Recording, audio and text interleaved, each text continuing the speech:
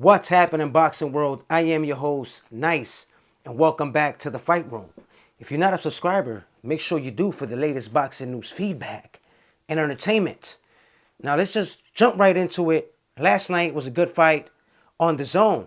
Jaime Mungia, that jumped into the 160-pound division and only in his second fight, taking on Turiano Johnson, a good veteran fighter with 21 wins and 15 by knockout. Only had 2 defeats, but he came short last night with Jaime Mungia.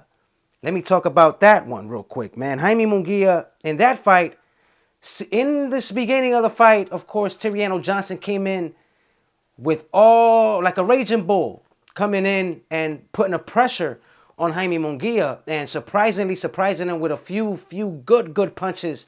And to me, it seemed that Jaime Mungia, by the second or third round, seemed just a little fatigued in that fight. So as I'm watching it, man, I'm thinking like, man, listen, Jaime Mungia looks like, he's going to have to pull something out of the bag and do something, because it looks like Turiano Johnson was looking for a good night, and it seemed like it was going to be a good night for Turiano Johnson until Jaime Mungia came in with a surprising right-hand uppercut that just cut Turiano Johnson in the lip.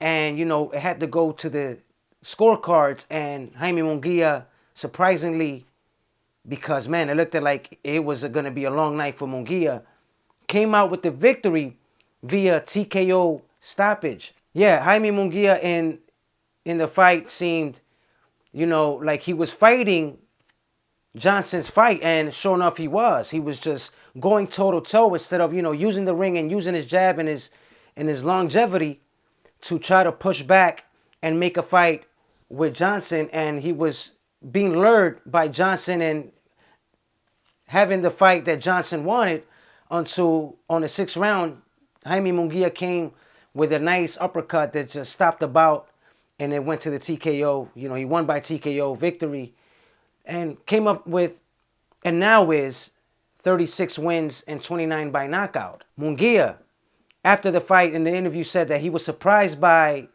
Johnson's pressure, and, at least he came up with the victory, and he wants to fight one of the top fighters in the 160-pound division, namely, I'm going to say Triple G or Demetrius Andre. Didn't say nothing about Canelo, but it can be a fight for the future. We just don't know yet. Golden Boy in the situation with Canelo Alvarez being sued. We don't know what's going to happen. There's nothing been stated recently about that situation. So we're going to keep looking forward and keeping our eyes and ears open to see what happens with Canelo and the Zone and Golden Boy. Now, I want to talk about tonight's matchup, Later on tonight, Gervonta Davis taking on the veteran Leo Santa Cruz.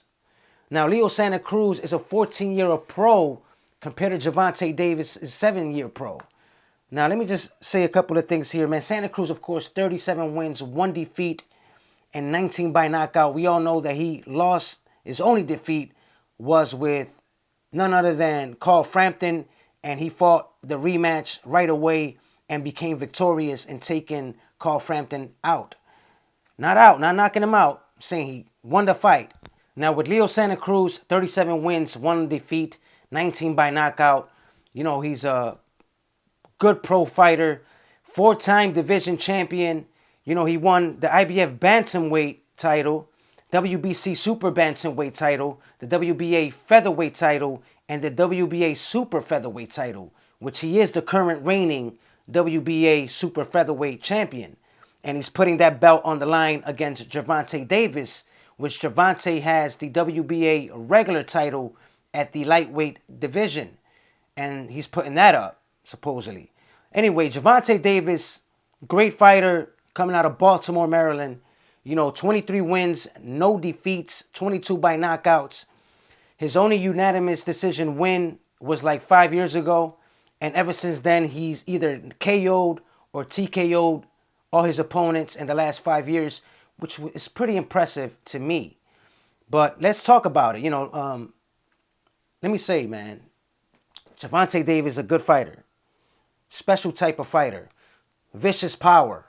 You know, a lot of people want to see him fight. Recently, we all know Lomachenko lost to none other than Teofimo Lopez. And everybody's talking about that fight maybe in the future. And maybe it will come to fruition. Who knows? But that would be a great fight, too, in the lightweight division.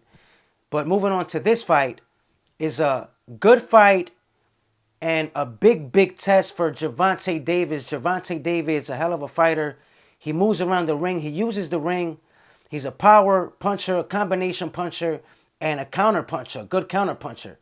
Now, with Leo Santa Cruz, man, Leo Santa Cruz is a come-forward fighter, a pressure fighter, and he's the most accumulating puncher in the sport. You know, he averages like about 110 to 120 punches per round in the sport of boxing. And he is number one in accumulating throwing punches. And it's a good test for Gervonta Davis.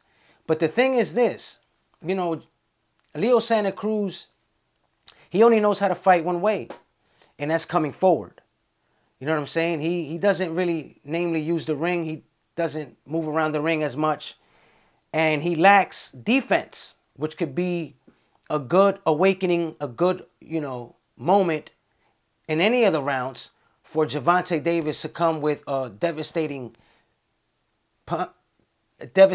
counter punch that could easily stop the fight. Now, a lot of ringside experts are saying that maybe Gervonta Davis would win this fight by knockout or maybe by a unanimous decision. And I believe, you know, Gervonta has the power and the skills to bring the biggest test for Leo Santa Cruz's career as well. The young man is all around a good fighter, a special type fighter, and he seems focused and ready. We have seen Gervonta Davis time and time again not come prepared, you know, during the weight, has missed weight 2 or 3 times in his career, and he was ready tonight. He's ready tonight, I mean. You know, he's definitely ready. He came in 129 and a quarter pound, and Leo Santa Cruz came in 129 and a half pounds, and it's going to be a good fight. Leo Santa Cruz is 5 feet 7 and a half pounds. 5 feet 7. 5 feet 7 and a half pounds. 5 feet 7 and a half and 69 in reach to, you know, Gervonta Davis 5 feet 5 inches and a half, which we all know that Gervonta is a little shorter and he has a lesser reach, but he's a southpaw. And he's only 25 years old compared to Leo Santa Cruz is 32 years old, man. So let me say, man, you know, it's going to be a good fight overall. I think that it's a great fight overall for either guy, you know, especially for boxing that is coming back up. It's been a while that we've seen great fights happen in 1 year as it's been happening so far. You know, we started late due to the COVID, but, you know, we're here. So it's exciting. It's a great fight for tomorrow night, October 31st. Tonight, keep saying tomorrow night. It's tonight. So I can't wait. You know, I believe that Leo Santa Cruz he's in a situation because, you know, Gervonta Davis is that raging bull that's coming up and it's very hungry. And it seems that Gervonta is ready to make his mark. This is his step foot fight to get in and kick in the door and call the rest of these guys out in the division. We all know who those guys are. You know, Teofimo Lopez, the reigning king at the 135 pound right now that defeated Lomachenko. And then we got Devin Haney that's going to fight Yorkis Gamboa November 7th, which is going to be a great fight. And I believe, not for nothing, that Devin Haney is going to win by knockout. But I'm not taking it away from Yorkis Gamboa, you know, a gold medalist. But, you know, his career was shortened for a long time, man. And, you know, it was disappointing because when I remember seeing Yorkis Gamboa, I thought that he was going to be something special. But, you know, a lot of problems outside the ring and took over his career. Unfortunately, you know, he didn't ring bells like I thought he would. They used to call him Mini Mike Tyson back in 2009 when he was coming up in ESPN Friday Night Fights and just demolishing every fighter, destroying them. And I mean, he was very impressive at the time. But, you know, that's another story for another video. Gervonta Davis, Leo Santa Cruz, a good fight for tonight. May the best man win. Overall, I think, man, that Gervonta Davis could pull it off. He has the skills. You know, he's the more complete boxer, fighter of the both guys. You know, Leo Santa Cruz just likes to come forward. He's a good fighter. Don't get me wrong. Good fighter and everything. But it's that, you know, he lacks, you know, defense. And I believe that the pressure that he puts forward for Gervonta would be a test for Gervonta, but Gervonta would be able to overcome. He's a smart fighter. He's going to use the ring. He's going to use his defense. And not only that, he's going to use his counter punching to make the fight happen. You already know it is your boy Nice. Like, comment, subscribe. Till then, you already know. Don't forget, share the fight room.